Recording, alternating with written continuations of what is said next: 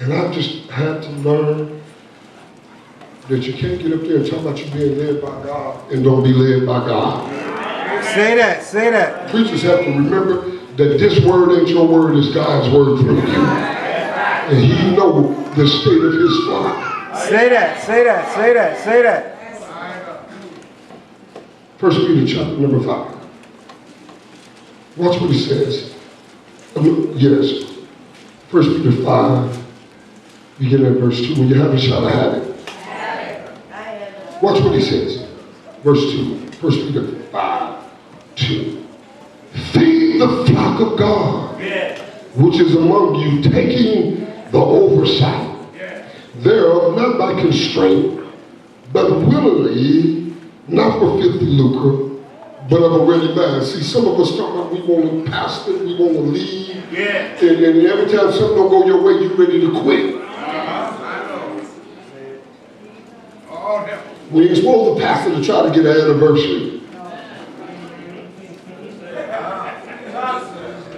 Those type of things come because of what you go through. Y'all ain't talking. I don't want to get there. I don't want to quote it. Let me get away from that now. Verse 3. Neither as being lords over God's heritage, but examples to the flock. Some people lead, they don't want the flock to know anything because they feel like they got to know everything. But I feel like you increase by the more you give out. Y'all ain't saying that. Verse 4. And when the chief shepherd shall appear, ye shall receive a crown of glory that fadeth not away.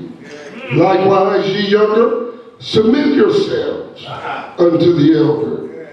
Yea, all of ye be subject one to another, and be clothed with humility. For God resisteth the proud, and giveth grace to the humble. Humble yourselves therefore under the mighty hand of God, that he may exalt you in due time, casting all your care upon him, for he careth for you. Casting all of your care upon him, for he cares for you. I'm just calling you to walk. I just need a suit to walk. I just need a shoulder to lean on. But he said, casting all your care upon him. Say that, say that, say that. For he cared for you. Why don't y'all help me say that? Say, casting all of my care upon him, for he carrieth for me. See, sometimes folk get tired of hearing your problems. Say that, say that, say that. Sometimes your wife gets tired of hearing you complain about what you don't like. I ain't even twisting the other part.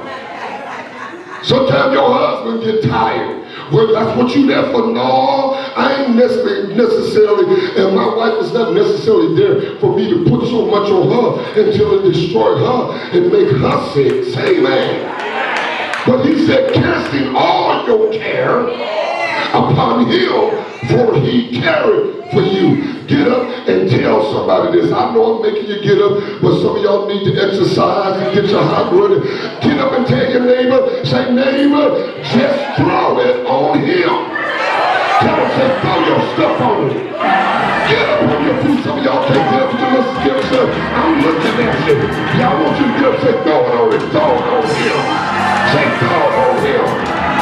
Go ahead and help me say, throw it on him.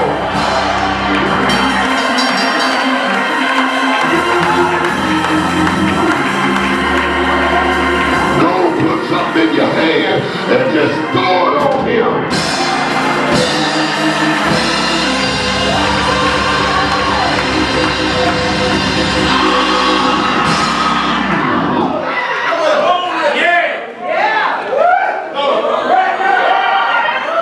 Because one of the things and one of the inabilities in the church, one of the reasons why that we are so stressed is our inability to let go.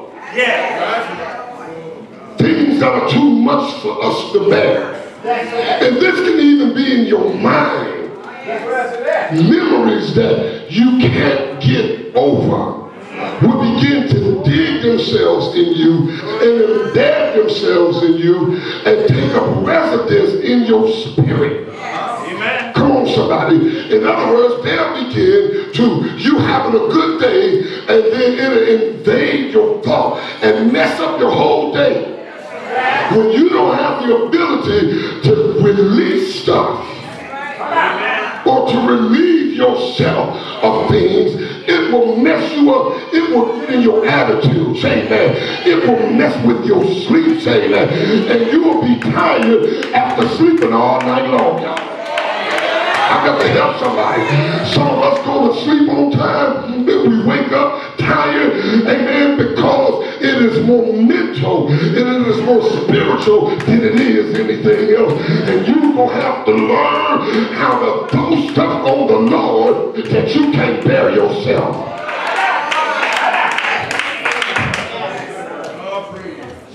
And the thing about this, it has nothing to do with gender. It comes against, it has nothing to do with gender, whether you save or not. This demon comes against the living. The elephant, which is the largest mammal on land. But it is said, the late Tom Johnson out of Albany said, if enough ants get on it, it'll make him move. Amen. I don't care how large you are, how strong you are, how much money you have. You could be surrounded, amen, with the greatest of minds. But if you cannot overcome some things in your mind, it will break you down. Say that. That's why some of y'all got sicknesses. Scripture asks that back in Jesus' day, the families were very large. And the families were in clans. And so one day, Jesus, when he was a lad, amen, they lost him. And when they realized that he was gone, they began to go to their clans and say, where is he? But they found him in the temple. That's not my purpose. The thing is, where have you lost God? And where have you left him? Some of us left him at the grave site of a loved one. And we ain't been able to throw it. Y'all are talking. Woo! God help me in this hole. Tell somebody and say, we coming out of this tonight. The devil is a liar. Look at somebody and say, we coming out of this. Look at your neighbor and say, you know what, neighbor? You walking all leaned over. You need to get rid of some stuff. In the Acts of the Apostle, concerning, amen, the boards from the port of Fairhaven, when Paul now directs the folk that this would not be a good time to sail, for it could be a loss to not only the ship, as it were, but even for our lives. But they sailed anyway, and the Bible said that when there was an abstinence or an absence from sun, and they saw neither sun for many days, it was dark in their lives. It was cloudy. You know what I'm talking about. You wake up, and if it ain't one thing, it's another. And the Bible said that after a long time, when it looked like they weren't going to get out, the first thing they did was begin to relieve pressure. Scripture teaches they started throwing stuff overboard. And you know, it's some folk in my life I had to get rid of them. I didn't have to ask their permission. I didn't have time to try to figure out a way to do it. I just had to start lightening the load. Tell your neighbor, you need to lighten the load. I'm talking about 50 folk in here. You got some folk that if you let them go, if you throw them overboard,